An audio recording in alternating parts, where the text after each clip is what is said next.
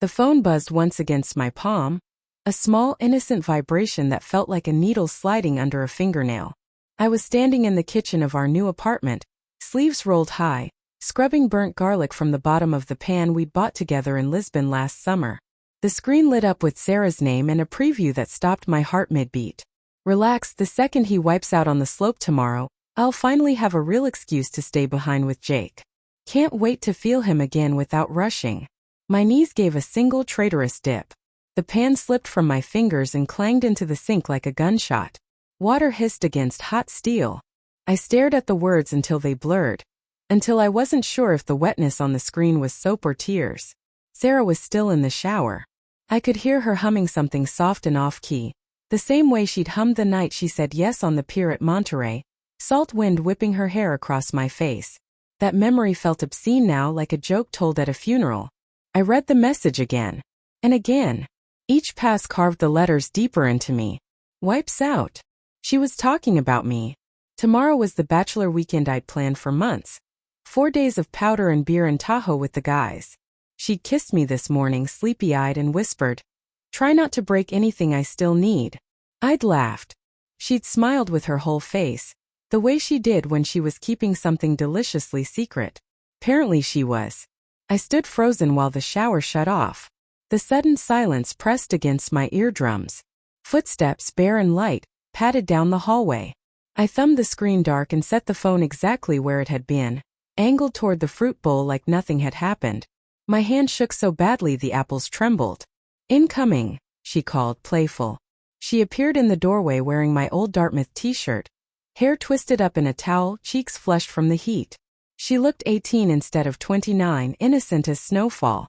"You save any hot water for me tomorrow night, hero?" I made a sound, part laugh, part choke. It must have passed for normal because she crossed the room, rose on tiptoes, and kissed the corner of my mouth. Her lips tasted like the mint toothpaste we shared. I wanted to bite down until I tasted blood. "You okay?" she asked, tilting her head. "You look pale." "Long day," I managed.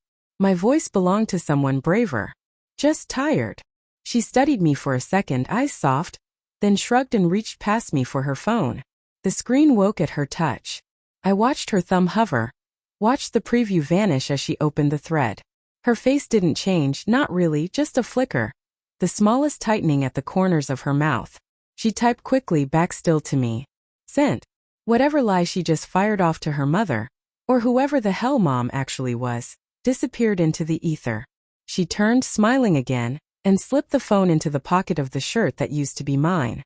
"I'm gonna miss you tomorrow," she said. "For whole days. What am I supposed to do with myself?" "I thought you're going to fuck Jake." Slowly. "In our bed. While I'm busy trying not to die on a black diamond." But I said, "Read that book you've been putting off. The one with the lighthouse." She laughed, bright and real, and the sound cracked something open inside my chest. That night we made love like we were trying to prove something to each other. She kept whispering my name against my throat, fingers digging into my back as if anchoring herself. I kissed her so hard I tasted copper. When she fell asleep curled against me, I lay staring at the ceiling fan slicing moonlight into pieces and wondered how many times she'd done this exact thing with him. Breathed my name while thinking of someone else. Morning came too bright. I packed my boards into the car while she waved from the doorway in one of my hoodies. Hair wild, cheeks pink from the cold. She looked like every future I'd ever wanted. I almost told her everything right then. Just opened the passenger door and made her read the message aloud until the words choked her. Instead I smiled, waved back, and pulled away. Halfway to Tahoe I took the exit for the long way, the one that loops past the overlook where we'd gotten engaged. I sat in the empty parking lot with the engine running and opened her message thread again. She deleted the incriminating one, of course. In its place, a new exchange with "Mom. Have the best time, honey. Be safe. Love you bunches." I laughed until I gagged. I never made it to the slopes. Instead I drove back down the mountain, windows cracked, January air knifing my face until my eyes streamed. I used the spare key she didn't know I still had and let myself into the apartment at 2:17 p.m., exactly when the lifts would have been busiest, when any decent fiancé would be carving fresh tracks and drinking the memory of his girl from a flask.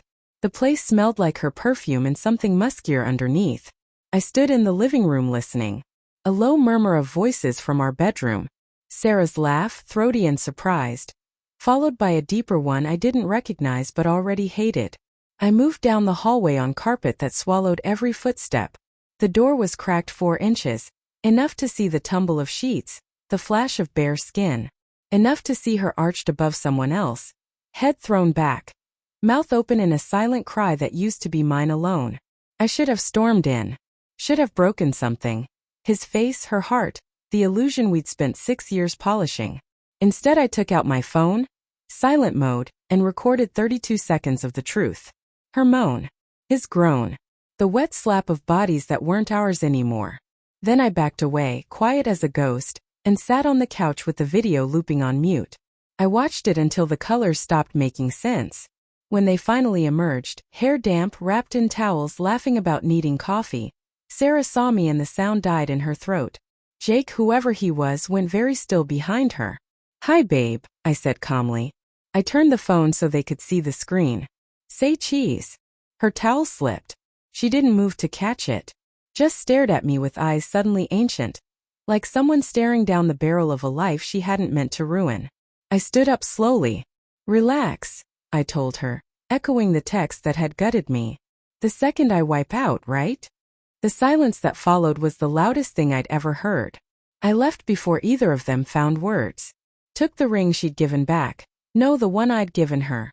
Off the kitchen counter where I'd quietly placed it hours earlier, and walked out into the bright, merciless daylight. Behind me, the apartment door stayed open a long time. I never looked back. Some betrayals you don't need to watch burn twice.